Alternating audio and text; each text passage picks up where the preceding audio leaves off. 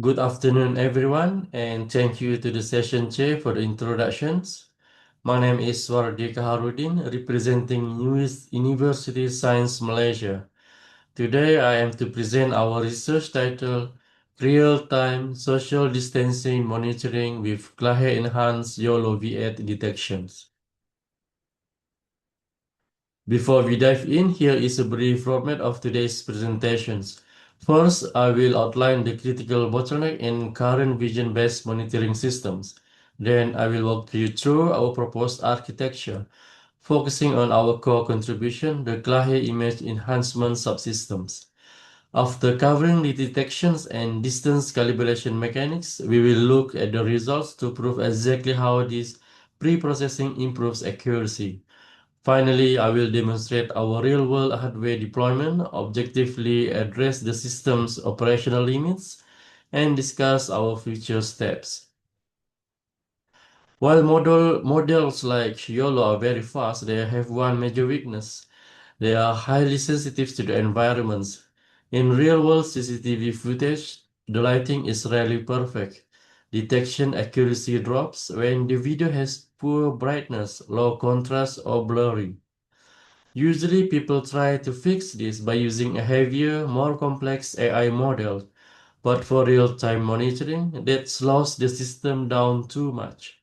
Instead of using a heavier model, we use image pre-processing to fix the video first.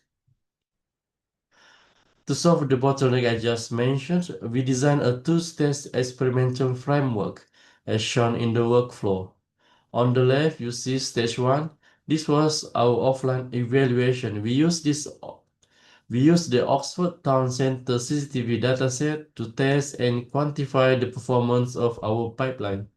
On the right is stage 2, which is our real-time deployment. This takes live video input and process it through the exact same sequence. In both stages, the core engine is identical. First, CLAHE enhances the image. Second, YOLOv8 detects the pedestrians. Third, deep sort tracks them across frames.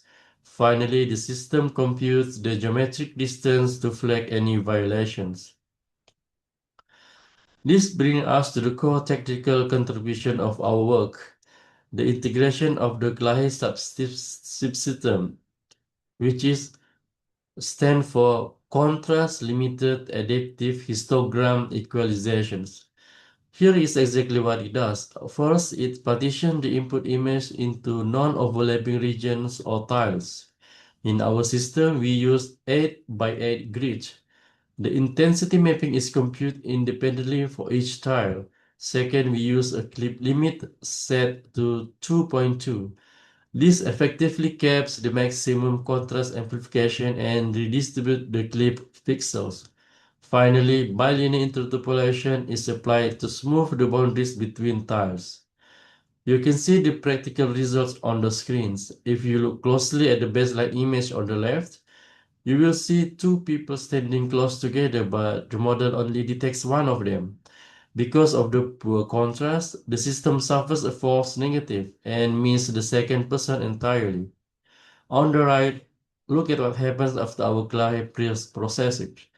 Because the contrast is intelligently enhanced, the background noise is suppressed, the YOLOv8 model correctly separates the visual features and successfully detects both individuals.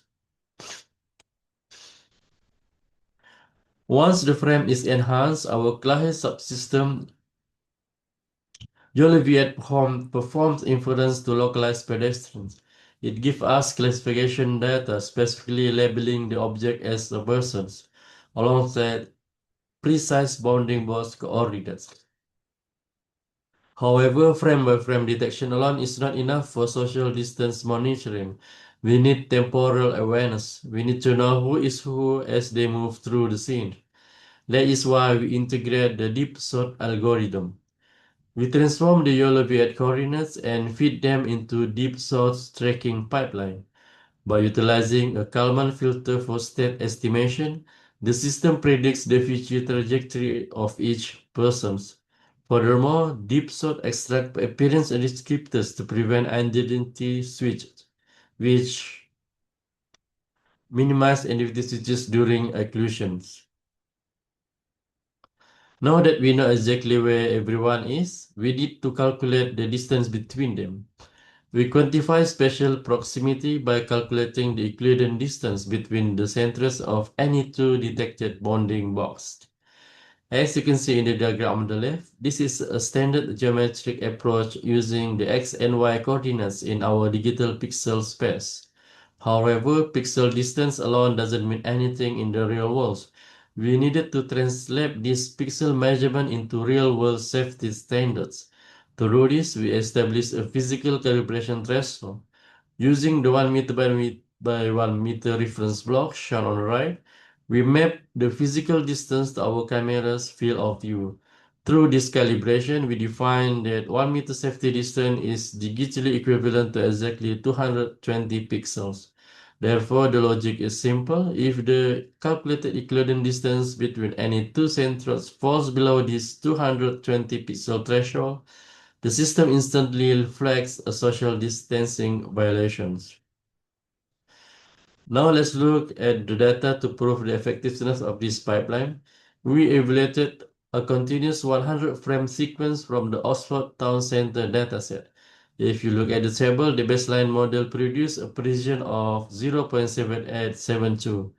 However, after applying our CLAHE subsystem, the results improved. Precision increased by 7.633%.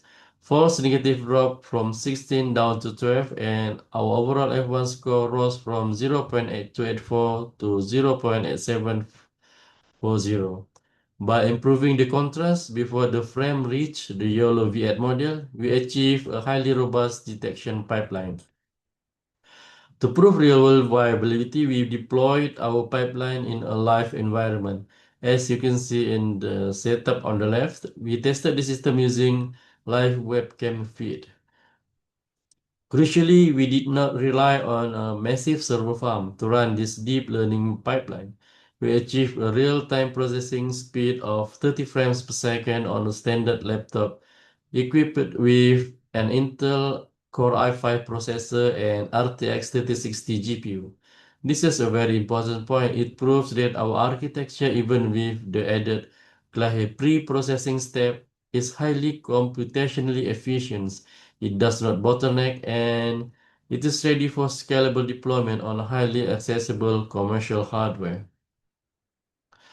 Now let's look at Table 2 to objectively understand the operational limits of our system. Our physical calibration tests confirm that the framework is highly reliable at moderate range, between 3.8 and 5.8 meters. At this distance, we achieve a 0% error rate.